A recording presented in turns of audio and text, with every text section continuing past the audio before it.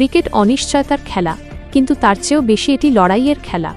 দীর্ঘ প্রতীক্ষা, অবহেলা আর হাজারো সমালোচনার জবাব যখন মাঠের পারফরম্যান্স দিয়ে দেওয়া হয়, তখন চোখের জল ধরে রাখা কঠিন হয়ে পড়ে।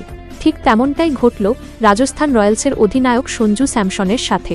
ম্যাচ জেতানো ইনিংস খেলে ম্যান অফ দ্য ম্যাচ হওয়ার পর আর নিজেকে সামলাতে পারলেন না সঞ্জু।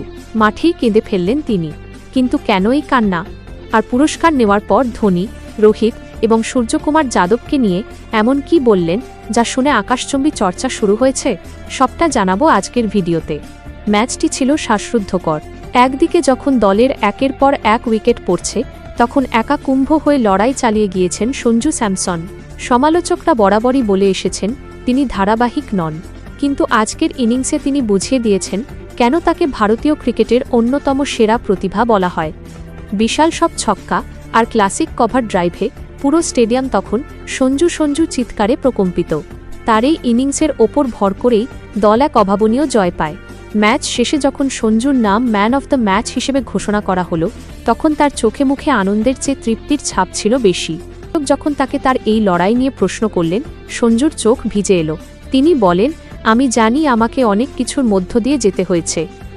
এই দিনটার জন্য আমি বছরের পর বছর অপেক্ষা করেছি। ডাগআউটে থাকা সতীর্থরা এবং গ্যালারির দর্শকরাও তখন আবেগপ্রবণ হয়ে পড়েন।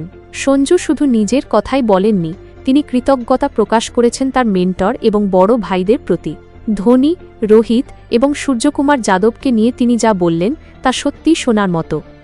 মহেন্দ্র সিং ধোনি সম্পর্কে সঞ্জু বলেন, মাহি ভাই আমাকে সবসময় শান্ত থাকতে শিখিয়েছেন। ম্যাচের কঠিন পরিস্থিতিতে কি করে মাথা ঠান্ডা রেখে ফিনিশ করতে হয় সেটা ওনার থেকেই শেখা। আমি আজ সেটাই করার চেষ্টা করেছি। রোহিত শর্মা সম্পর্কে সঞ্জু রোহিতের অধিনায়কত্বের প্রশংসা করে বলেন, রোহিত ভাই সবসময় আত্মবিশ্বাস যোগান। তিনি আমাকে বলেছিলেন, বাইরে কি কথা হচ্ছে তাতে কান দিও না, নিজের স্বাভাবিক খেলাটা খেলো। সেই ভরসাটাই আমার আজকের শক্তির উৎস। সূর্যকুমার যাদব সম্পর্কে টি-20-র নাম্বার 1 ব্যাটার সূর্যের সাথে তার বন্ধুত্বের কথা উল্লেখ করে সঞ্জু বলেন, সূর্য আমাকে অনুপ্রাণিত করে। ও যেভাবে নির্ভীক ব্যাটিং করে সেটা আমাকে সাহসী হতে সাহায্য করেছে। আমরা একে অপরের সাফল্য উপভোগ করি। সঞ্জু স্যামসনের এই কান্না প্রমাণ করে যে একজন খেলোয়াড়ের কাছে জাতীয় দল বা আইপিএলে নিজেকে প্রমাণ করাটা কতটা চাপের। সোশ্যাল মিডিয়ায় এখন একটাই trend, Sanju is back. Cricket বিশ্লেষকরা মনে করছেন এই ইনিংস এবং এই মানসিকতা তাকে আসন্ন বড় টুর্নামেন্টগুলোতে আরও গুরুত্বপূর্ণ করে তুলবে। সঞ্জু স্যামসনের এই ইনিংস এবং ধোনি রোহিত সূর্যকে নিয়ে তার এই মন্তব্য আপনাদের কেমন লেগেছে? আপনারা কি মনে করেন সঞ্জুকে ভারতীয় দলে নিয়মিত সুযোগ দেওয়া উচিত? কমেন্ট বক্সে আপনাদের মতামত অবশ্যই জানান।